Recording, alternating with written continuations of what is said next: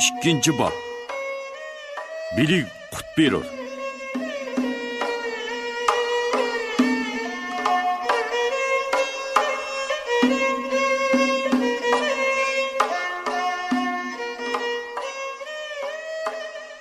Xalliq bilik yurtining uli borgancha chiң edi. U olimlar makoniga, bilim o'chqiga aylandi. Buning ulini langshitishga urinish, bu o'choqdagi cho'g' yolqini bilan o'ynashish xatarlik edi. Makkor mashoyixlar, hayyor boylar bo'vlarining ro'yini qichqirib, har qanday durud o'qimusun, cho'g' yolqini kuchayiverdi. Borgan siri uzoqlarga torlayverdi.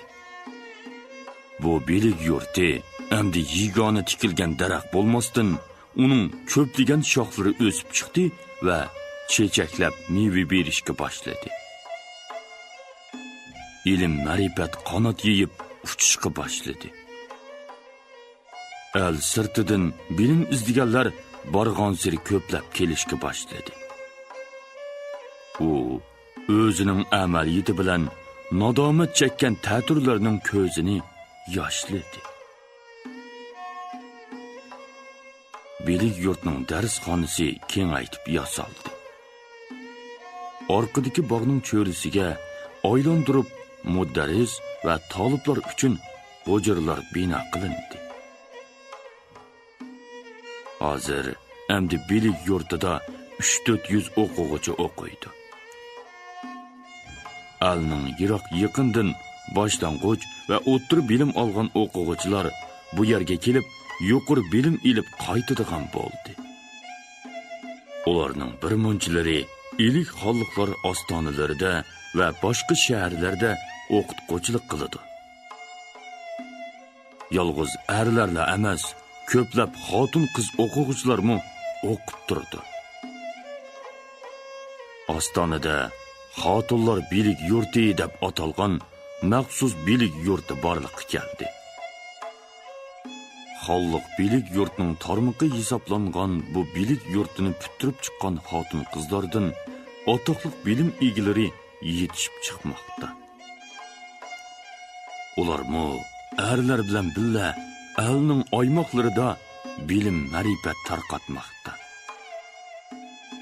Shunday qilib, Qaraxoniylar xondonligida ilgari selingan ul asosida yangi, keng, cho'nqur, yuksak ilm ma'rifat davri, ulug' Uyg'ur xondonligining tarixidagi gullangan davri boshlandi. U borgancha ulg'ayib, ajdodlarining tiliki, ulug' olim Farobiyning armonlari amalga oshmoqda edi. 400-500 kishi sig'adigan keng, ozodi darsxonada 300 dak o'quvchi shira oldidagi o'rindiqlarda dars munbiriga oldilarini qilib o'ltirishadi va ilik ustozni kutishatdi. Ular azam madrasning kaltakchilarining xalliq bilik yurtini chaqqonligi to'g'risida, bo'libmi ustozi ilikni urg'onligi to'g'risida g'o'li qilishadi. Ba'zilar g'azablanib, ular chaqsa, biz chaqmamdikanmiz, biz urolmamdikanmiz, biz mushundoq bo'zak bo'lib yurayveramizmi? desa, ba'zilari, bizmi ularga o'zimizni bir ko'zib qo'ymasak bo'lmaydi, deydi qaynab. Birsi ishkilangandek qo'pib, ularning chaqqini, urg'ini to'g'ri emas, lekin bizni dahri deganligini o'ylash kerak, dedi pasrak ovoz bilan. Bu gapmi rost? dedi birsi o'ttirdan qo'pib. Sizlar biz dahri, shuni ular to'g'ri qildi demoqchimisizlar? dedi 30 yoshdan oshgan qora soqol burutliq bir yigit qaynab. Ondaq bo'lsa, oldiga berib sajda qil, ular dumbolayversin. Cho'ng gavdilik yana bir o'quvchi qo'pib, ularning o'zir dahri, din nom bilan dinga bozg'unchilik qilmoqda. Islom dinimizning asli mohiyatini burmilmoqda. Bizga tuhmat qilmoqda. Ularni qo'llaydiganlar bizning oramizdan kessin, dedi u varqirab titrab va mushtumini egiz ko'tardi. To'g'ri gap. Undaq fitnachilarga yo'l qo'ymaymiz. Ularning yaloqchilari bizning bilik yurtimizni bulg'imay bu yerdan kessin, degan ovozlar ko'tarildi. Ko'pchilik oldingi 3-qatordagi birsiga qarashatdi. 3-qatordan bir o'quvchi salmoqli qopdi va oldiga o'tib o'quvchilarga yuzlanib so'z boshladi. Qardoshlar, kim dinimizni qo'g'dug'ichi, kim dahri? Buningga ish yuzi javob bersin. İlik ustoz, kaltakchilarda gunoh yo'q dedi. Bu rost gap. Gunoh kaltak tutqanlarda. U bir pas o'ylab so'zini davom qildirdi. Ulug' ustoz Farabiyning bir she'ri esinglarda bordi balkim. Ey qarindosh xoli tur, hamroh emas nohaq sana. Haq adolatning qishidan sen makon tut doimo. Biz nohaqdan qichib, uning ig'ishmay qarshi tursak, haq adolatni chil tutib, uningdan ayrilmasak bo'g'ini. Har qanday nohaqlik, adolatsizlik oxir yengiladi. Ular bizni yomon deb tillaydi. O'zlarining yomonligini ko'rmaydi yoki yo'shirdi. Yılan kendo ekrin bilmez. Tiva boyun ekri tir degan emasmi maqalda. Egri bilan tuzni kishlar ayirib olaydi. Bizning savoqdoshlarimiz orasida qarshi fikrda bo'lganlarning bo'lishi yomon ish emas. Bundaq fikrlar ishni toliqlashqa, aniqlashqa sabab bo'ladi. Ular oxir haq bilan adolatning nadiligini bilib olaydi. Ba'zilar bilishni xohlamay, kaltakchilar yoqqa o'tib ketsin mayli. Yoki qaytib keladi, yoki tuyuq yo'lga kirib qoladi. Bundaqlarning jiniga voy. O'quvchilarda jonlanish paydo bo'ldi. Odosh Tekin rostaydi, deyishdi. Odosh Tekin Olmaliqdan kelgan o'quvchi edi. U yaxshi o'rgandi. Bek chopson o'sdi. Bir yil o'tmay o'quvchilar bilan odosh bo'lishib ketdi.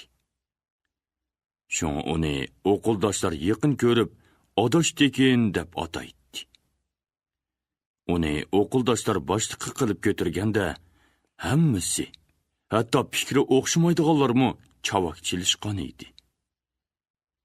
U talashlardagi chegish masalalarini yechib beradi yoki ustozlarning yechib berishiga sunatdi.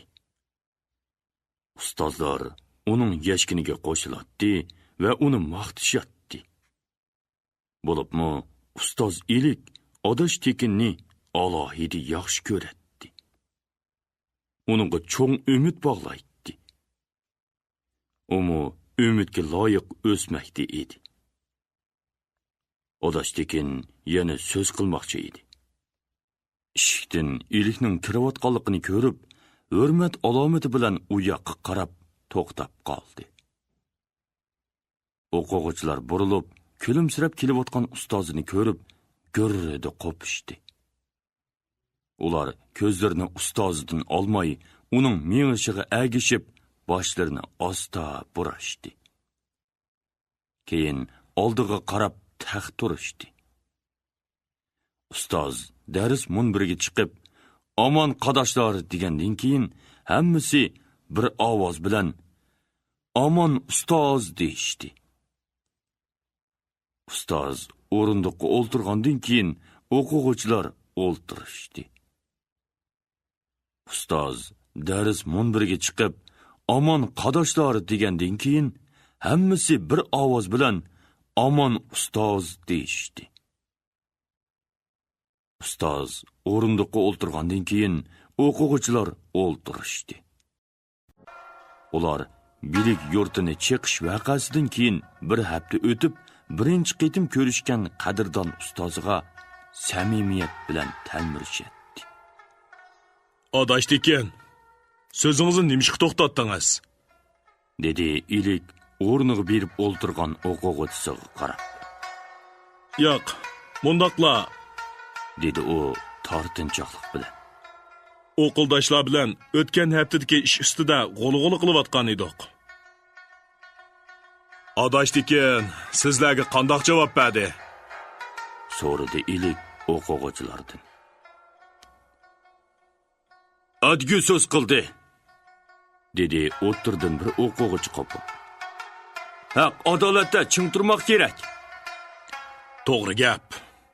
Haq adolatda ching turmoq kerak. Dedi ilik qo'shimlarini turib. Lekin bu oson ish emas. Shundoq ching turish kerakki, har qandoq bo'ron chopqin seni yiqitolmasin, lang'ishitolmasin. Haq adolatga qarshilar bilan bak ig'ir va cho'ng chilishish bo'ladi. Bu chilish yo'lida kim mazmut mang'alisa, shu bodunning polvoni bo'ladi.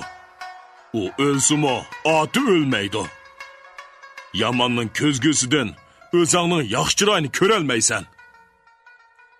Bu dunyo yaxshining yomon bilan, yangining ko'ni bilan ko'rishida o'zgaradi, olg'i bosadi.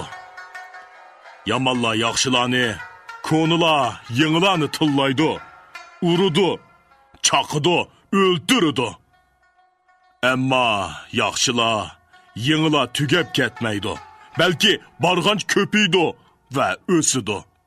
Oxir ular ustun bo'ladi. Agar mushundoq bo'lmaganda, dunyo, odam, olam o'zgarmagan bo'ladi, o'smagan bo'ladi.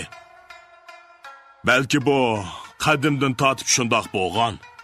Buningdan keyin shundoq bo'ladi. Mana bu dunyoning, olamning, borliqning, hayotning qonuni edi. Tövəllashning bo'lur avji hamon, yo'qtish bo'lg'ay urushda doimon. Tövällash ko'tirilish, yana tövällash, yana ko'tirilish. Moshundoq takrorlanish bo'lib turadi. Har bir takrorda bir o'rlash bo'ladi. Bundoq takrorlanish kurash degan so'z. Kurashni yo'qtish bo'lmay mumkin emas. Ammo bundoq yo'qotishlar badaliga texmi yangi va yuksak o'rlashlar paydo bo'ladi. Qarshilik qancha cho'ng bo'lsa-mo, olg'i besishni, yo'qotish qancha ig'ir bo'lsa-mo, o'rlashni to'solmaydi, balki uni kuchaytiradi, olg'i suradi. Bu qarshilarning tilikining ta'tirchi bo'ladi. Haqiqat paqiraydi. Haqsizlik gum bo'ladi. O'quvchilar borliq hissiyoti bilan berilib, ustoziga ko'z tikib, ustozining bu karomat so'zlarini diliga bekitib olishga tirishadi va oldirab oldidagi daftarga putishatdi. Ilik borgan sari jonlanib so'zlaydi. Bundan 1000 yillar ilgari xalqchilik, erkinlik va huquq to'g'risida kurash qilib, yuksak tafakkur va talablarni o'ttirib qo'ygan qadim Yunon faylasuflari Heraklit, Demokrit, Platon, Aristoteldek ulug' olimlar qarshilik, haqorat va o'lim xavfiga uchragan edi. Lekin ularning ta'limlari barg'ancha nurlanib kengaymoqda. Ilik ustoz birpas demini ilib so'zini davom qildi. Ikki zid narsa bir-biri bilan doim kurash qiladi. Oxir birini bir yengidi. Buningdan bir natija chiqadi. Bundoq natija go'yida ta'tir bo'ladi. Ammo oxirgi natija o'ng, yaxshi bo'ladi. Gap haq qaysi tarafda? Shu narsa aniqki, haq hamon yangilik tarafdorlari tarafda bo'ladi. Yangi konini bosadi. Moshundoq bezishlar bilan yangi qadam-qadam yana yengilnib, ulg'ayib o'saveradi. Sizlar bilan mening oramda zidlik bormi yo'q? Yo'q, deb javob berdi bir o'quvchi. Nemishqa? Siz ustoz, biz o'quvchi. Biz o'qishni xohlaymiz. Siz bizga o'rgatasiz. Talash yo'q. Bundaq emas, do'stim. Zidliq bor. O, biliklik bilan biliksizlikning zidligi. Bizda orliq bor, farq bor. Mushu farqning o'zi zidliq. Shunga bizning oramizda ko'rash bo'ladi. Oxir biligimiz tanglashidi. Ikkimiz yiqilishimiz farq yo'qiladi. Yaxshi natija chiqadi. Bu oddiyroq misol. Yana bir misol. Azim madrasa bilan bizning bilik yurtimiz orasida zidliq bor. Bu zidliqning tigi boshqaroq. Bir-birining ta'turi. Ular bizni dahri deydi. Bizni mushinon bilan obro'sizlantirib, mollaqat qizmoqchi. Biz ularni ko'nichi, el orzusiga qarshilar deymiz. Ular bizni yomon deydi. Biz ularni yomon deymiz. Aramızda talash tortish, ko'rash bo'ladi. Ular bizni tillaydi, bilik yurtimizni chaqidi, urudi. Hatto buningdan ig'roq ishlarni qiladi. Biz tillamaymiz, urmaymiz, haqni so'zlaymiz. Oxir ular yengiladi. Biz yengimiz, zidliq tugaydi. Ammo boshqacha zidliq. Yangi chiqqan ko'nichi azim madrasa bilan yangicha o'sgan xalq bilik yurti orasida boshqacha to'n kiygan Abdul Jabbor bilan jiqroq haqiqatga ega bo'lgan ilik orasida talash, ko'rash davom qiladi.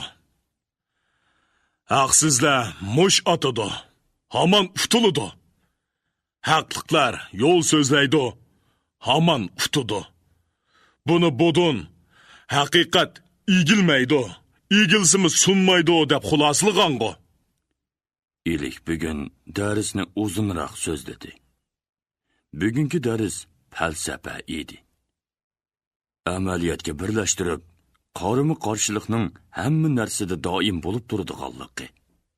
Uningda kurash bo'ladiganligini, oxir birdek kelib, yaxshi natija chiqaradiganligini, lekin yangi ziddiyat paydo bo'ladiganligini. Haq adolat vaqtlik yengilsimi, oxiri utib chiqadiganligini o'quvchilarga obdan tushuntirdi. U bu darsda yana bolalarning g'azab bilan oldirabli o'chga o'ch elish, chiqishqa chiqish bilan javob berish ko'yiga kirib qolmaslikni maqsad qilgan edi. O'quvchilarning ifodalariga qaraganda bu maqsadi hal bo'lganga o'xshaydi.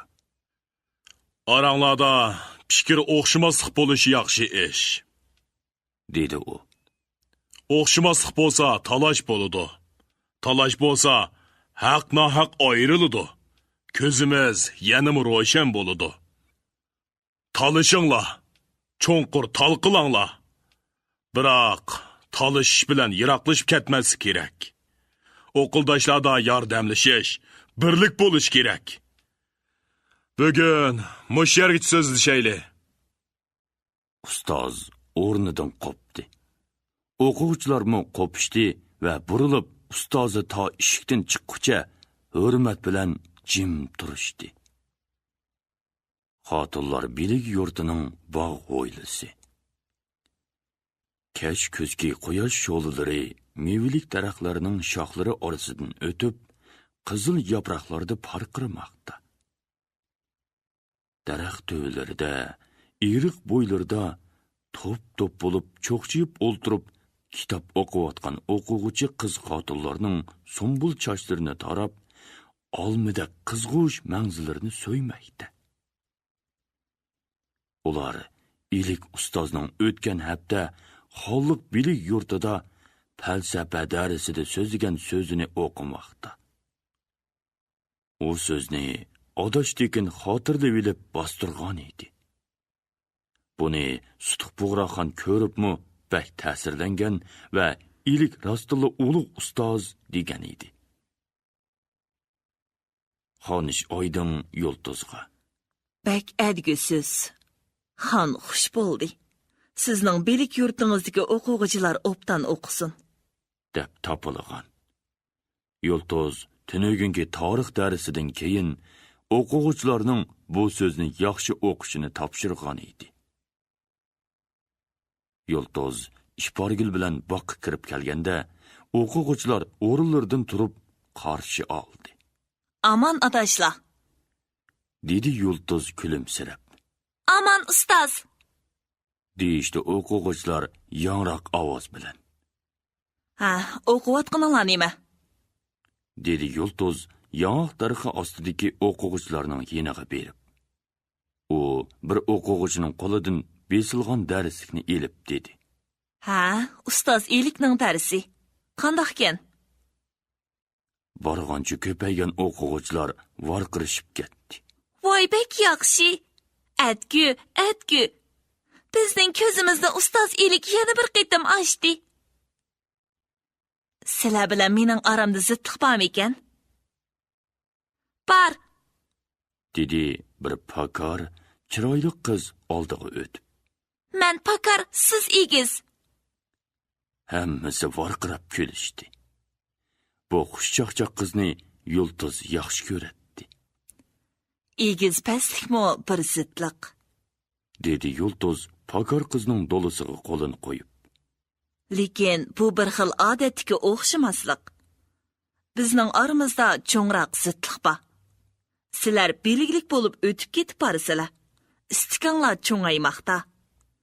Mening belgim yetmayotidi. Istak bilan istakni qondirolmaslik bu zidlik emasmi? Shundoq o'qildoshlar. Dunyoning o'zi bir-biriga qarshi bo'lgan zidliklar bilan to'lgan. Zidlik bo'lmasa, dunyo bo'lmagan bo'ladi. Bizmi bo'lmagan bo'latdiq. Bu gaplar to'g'risida Elik ustoz o'tgan darsida yaxshi so'zladi. Uning so'zini pishiq o'qish kerak. U yana sizlarga bu to'g'rida jiq so'zlab berdi. Biz o'z darsimizni o'qiylik. Yuringlar. O'quvchilar Yultoz bilan ishporgilga agishib darsxonaga kirishdi. Yultoz tarix darsini so'zlashga boshladi. O'quvchilar suyimlik ustoziga mehribonlik bilan nazar silib, uning darsini diqqat bilan anglamoqda. Yultozni o'quvchilar chin ko'nglidan so'yatdi. Uning yaxshi dars berganligi uchun emas, ham qalam, ham alam tutalaydigan bir arbob bo'lganligi uchunmi yaxshi ko'radi. Yultoz rostila Qaraxoniylar davlatining yetishgan bir Uyg'ur xotini olimi bo'lib chiqdi. Uning o'tgan 25 yildan ortiq hayoti, uni tavlab yetishtirgan jangovar hayot bo'ldi. U bolalik vaqtidan tortib inoq do'stlari Sutuq, Oydin, Arslan bilan birga o'ynab, birga o'qildi o'qib cho'ng bo'ldi. Keyin ular bilan birlikda kurash qilib, Sutuqni taxtga o'ltirg'izish harakatiga aktiv qatnashdi. U xonadonlik ordusining cherik o'ltisi Arslonga tekkandan keyin uning betikchiligini qilib, yaqindan yordamlashdi. U yolg'iz Arslonning emas, Sutuq Bo'g'raxonning, Oydinning ishonchlik yordamchisi bo'lib keldi. Shunga uni ordudagilar qadrlaydi. Xon ona Tarkin begim bo'lsa, 2-3 kun uni ko'rmay qolsa, qishqirib oladi va peshonasiga so'yib, uning kulib turgan xumar ko'zlariga, suzuk lavlariga qarab o'ltirib, chuchuk va ma'nilik so'zlarini anglaydi. Botir tog'a hayot vaqtida Oydin bilan o'xshash o'z qizidek ko'radi. U Yultozning chaqqon va chiroyli qomatiga qarab zo'qlanadi. Uning rahmatlik dadasining armonlarining yolg'iz qizining kurash amaliyatida amalga oshqonligidan xush bo'ladi. Oydin bo'lsa, kichik chig'idagideklar bu olim do'stini yaxshi ko'radi. Sutuq Bo'g'raxon uni oydingning odishi bo'lganligi uchun emas, xonadonlikning bir dono arbobi bo'lganligi uchun faxrlanadi. Yulduz tirishib ishlaydi, ham tirishib o'q qo'ydi. U yosh vaqtidan tortib tarix darsiga qiziqadigan, tarixchi olim Bilgi Tekinning darsini maktabda qiziqib anglash bilan qolmasdan, kashtiri uning yeniga berib qo'shimcha dars oladigan, savollarga javob oladigan va tarixiy hikoya qissalarini anglaydigan, shunday qilib o'qib izlanib tarix ilmidan yuqori saviyalik bir olim bo'lib qolgan edi. U cherik bilimini va cherik mashqini qiziqib o'rganadi. Oldingi yillari Somoniylarning bostirib kirishiga qarshi cherik tayyorligi boshlanganda, u Sutuq Bo'raxonning tasdiqi bilan Qodillar qo'shini qurib, botirlik bilan jang qildi. Urush to'g'risidagi jiddiylik bir mahal pasaygandan keyin Bilgi Tekinning taklifi bo'yicha Xotinlar bilik yurtining boshlig'i va tarix ustozligiga tayinlandi. Yaqindan beri Bilgi Tekin qiyirg'onlikdan dars berolmas bo'lib qolg'achqa, xonlik bilik yurtida uning darsini o'z ustiga oldi. Shunda qilib, Yulduz donliq tarix o'qituvchisi va hurmatlik ustoz bo'lib qoldi. Bugun Yulduz o'quvchilarga tarixdan xeyli uzoq so'zladi. Bizning Uyg'urlar qadimiy ulus deb so'zini yiroqdan boshladi Yulduz. Bu ulusning chiqish qabilalarini surishtirganda, ular buningdan 1300 yillar ilgari ulus bo'lib o'z uyimini qurgan. Ular boshqa qodosh qabilalar bilan birga Balqash ko'li, Altay tog'lari, Eli daryo bo'ylari, Yetsu Tangriteg'ining shimoliy va janubiy, Pamir, Koinlon etaklarida yashab kelgan. Keyin O'zgan, Shosh, Samarqand, Buxorogacha borgan va Sirdaryodan o'tib Amu daryogacha yetib borgan. Yulduz Uyg'urlarning tili, madaniyati, san'ati va boshqalar to'g'risida to'xtaldi. O'z ulusining o'tmishini bilmagan kishi o'z ulusiga xizmat qila olmaydi, dedi u so'zini xulosalab. Yulduz boshqa qo'shni ellardan O'llar, Chillar, Kidollar va Tubutlar va chet ellardan Arab, Yunon, Misr, Hindi tarixida dars beradi. O'quvchilar uning darsini bak qiziqib anglaydi. Demisimi, u darsni ham ta'sirlik, ham hayajon bilan, ham nafrat, ham shafqatli qiziqish bilan so'zlaydi.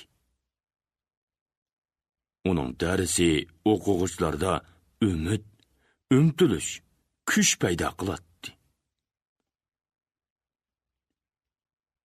Xonlik bilik yurtida va xotinlar bilik yurtida ilmiy nujum, hisobdan boshqa davlat dini hisoblangan islom dini to'g'risidagi dars asosiy o'rinda turadi. Bu dars vaqtida Qashqarda yetishgan, chatda o'qib kelgan olimlar dars aytadi. Qashqar bu chog'da diniy ulamolar yetishtiradigan bir asosiy manba bo'lib qolgan edi.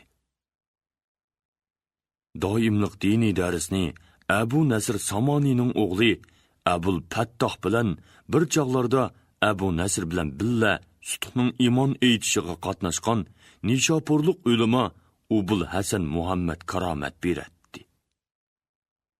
Abul Fattoh avval dadisidan, keyin madrasadan obdan diniy tahsil olgan edi. Oraliqda Bag'dodga berib keldi. Keyin Qashqar Juma masjidga xatib bo'ldi. U o'limoliqda Abdul Jabbordan bilikda qilishmaydi. U muloyim, yavash, o'quvchilarning fikrlariga quloq soladigan odam bo'lganlikdan o'quvchilar uni yomon ko'rmaydi. Abul Fattah juma masjidiga xatib bo'lganda, munbarda xutba o'qiganda ancha qiynalmaydi. Hamma jamoat uningga iqtido qiladi. Go'ida xutba o'qiganda jamoat orasida mishildab yig'ilganlarmi bo'ladi. Yig'iluvchining yig'isi xutbaning ma'nosini tushunganligidan emas, uningdagi ruhoniy kuchning ta'siri ekanligini xatib yaxshi biladi. Abul Fattah xatib juma masjidiga erkin, xushal berib qaytadi. Ammo bilik yurtida dars o'tish uningga osonga tushmaydi. Yoshlarga diniy ta'lim berish muqaddas vazifa. Buningdan u xush edi. Lekin uni qiynaydig'ini o'quvchilarning har xil savollari edi. U o'quvchilarni aldashni xohlamaydi. Ularni aldig'ilimi bo'lmaydi. O'zidimi nurg'un savollar bor edi. O'quvchilar xatibning darsiga qarshi emas edi. Ular o'zlariga tushuniksiz, qoyil qilolmaydigan masalalarni so'rgan bilan din darsini yanada ko'ngil qo'yib olmaydi. Islom dinining o'zlari to'g'ri deb hisoblagan qoida, adab, yo'sullariga ko'ngil biladi.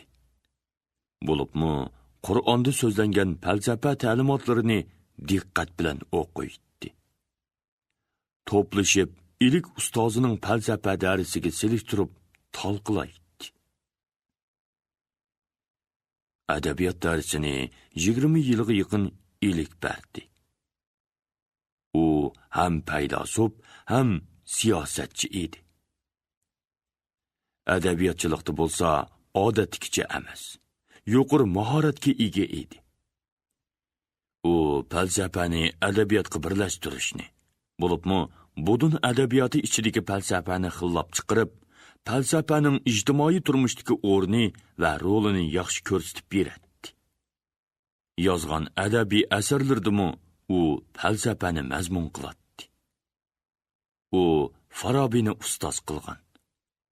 Rasululloh Farobiyning obdan shogirdi bo'lib yetishdi.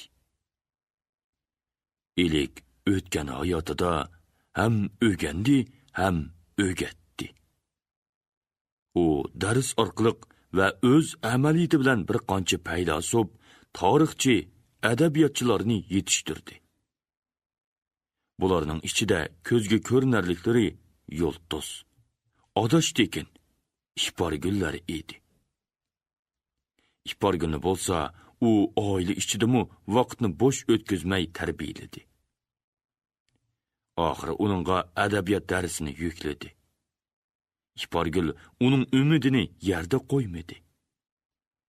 U avvallari dars berishni hodda ololmay qo'rqdi. Keyin ilikning madad berishi bilan ma'qul bo'ldi. Mana, o'qituvchi bo'lg'iniga 2 yil bo'ldi. Hozir endi u dodil o'qituvchi bo'lib qoldi. Uningda adabiyotchi olimlikning bixlari ko'rilishga boshlagandan keyin ilik xush bo'ldi. Ipargul ilikning usuli bilan budun ig'iz adabiyotini o'rganish va tadqiq qilishga alohida ko'ngil bo'ldi. U tirishib qo'shoq, beyit, masal, maqol, cho'chaklarni yig'atdi. Ratlab darslik o'rnida o'quvchilarga beradi. Al-adabiyoti bizga bahosiz bilik berur. Deydi o'quvchilarga va tamsil maqollarni yechib beradi. U bu qitimqi darsda bilik to'g'risidagi tamsil maqollardan misol keltirib mundoq dedi. Kengashlik bilik o'zrashur, kengashsiz bilik uprashur. Bu maqolani tushuntirib Ipargul. Kengash bu yerda eldan bilik ol, yaronlar bilan talqala. Bilik el ichida deganni bildiradi. Agar sen o'zingning bilging bilan bildim desang, olg'a bosolmaysan. balki uprab tugaysan. deydi. Ular bilsa yo'l azmas, bilik bo'lsa so'z yezmas. Mana, ko'rdinglarmi o'qildoshlar? Al bizga yo'ldan azmayman desang, yo'l davomini to'xtatib qo'ymay ulashni bil. So'zdan azmayman desang, bilik ol deydi. Bu yerda yo'l, tilak, maqsad ma'nosida. Bu maqolaning ma'nosi bek cho'nqur. O'tgan donalar beytlarda mundoq degan: Erdi uza erellar, erdem begi bilik tağ, aydi öküş ögütlep, könglim bular anga sağ. İlgiri şundaq erellar bolğan ki, ular nasihatda bilik tig'inin cho'qsig'i chiqqan. Ular nasihat, fazilat o'gatdi. Shuning bilan mening ko'nglim saq, xotirjam bo'ladi demakchi. Bilik cho'qsig'i chiqqan. Shu chaqda sen obdan o'gitalaysan. Mening ko'nglim tinjiydi degan gap. Mana mushu beytning o'zi bizga cho'ng bilik, yaxshi o'git. Yana alayliq. Alg'il o'git mendan o'g'il erdam tila, elde ulug' bilgi bo'lib bilgin ula. Mendan bilgandin savoq al, nasihat tila, yaxshi odam bo'l. Elden o'ginib, elga yaramliq ulug' bilik egisi bo'l. Lekin buning bilan qanoatlanib to'xtab qolmay, uni ulab to'liqla. Bilik sonsiz, bilik cheksiz deb bizni o'gitidi al. Boshqa obdan maqol tamsillarmi oz emas. Ashich ayur tübüm oltin, qimich ayurman qaydaman. Sen menli bar, tübüm tügüməs oltin deb maqtanma. Seni baqıdığan, senin qo'rsqo'ni to'yg'izadigan boshqalarmi ba? Dunyoda menli bar dema degan so'z. Yana orik erini yog'liq, ermagu bashi qonliq. Bu maqolning ma'nosi, sen qo'rsqo'ni to'yg'izib yaxshi yashayman desang, tirishchan, emgakchan bo'l. Agar ho'rinlik qilib ishlamasang och qolasan, beshing qon bo'ladi deganni bildiradi. Yana to'lim unutsa qulun bo'lur, to'lim unutsa bo'lun bo'lur. Ya'ni qurol tayyor tursa yog'ini yengisan, qurolni unutsang asir bo'lasan demakchi. Bu elni qo'g'dash uchun sagak bo'l, qilishni qo'ldan tushirmay tayyor turish kerak deganlik bo'ladi. Mana ko'rdinglarmi o'qildoshlar? Al adabiyotda qo'shiq, beyit, maqol tamsillar bizga al tiligini, al nasihatini so'zlaydi. Bizning al tiligini unutmay, biliklik al uchun foydaliq, alni qo'g'daydigan yaxshi odam bo'lishimizni talab qiladi. Yaxshi o'rganish va amal qilish kerak. Bu qitimmo Ishpargul ham tushunishlik, ham yiqimliq so'zladi. O'quvchilar har qitimqidek ko'ngil qo'yib angladi.